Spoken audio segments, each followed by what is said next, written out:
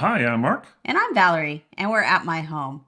So today we're going to take a first look at our new indoor air pollution monitor from Airthings. They nicely sent us this to review, and it's called the View Pollution.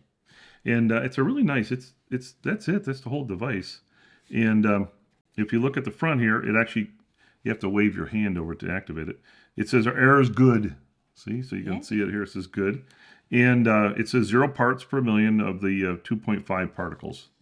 And it comes with batteries, or you can plug it in. I have it plugged in right now, but you can run it off of batteries. There's 6 batteries inside. And what is it? How many years? 2 years? 2 years those batteries are supposed to last for, so that's great. So you can keep it going for a long time. But it's a really simple device. It has a little rubber foot in the bottom so it doesn't slide. And I'll just set it back up here. And if you have other Airthings devices in your home, you can use this as a hub so that they can all work together. Oh, that's really nice. On the Airthings app. And it comes with little sticky tabs that you can mount it to the wall.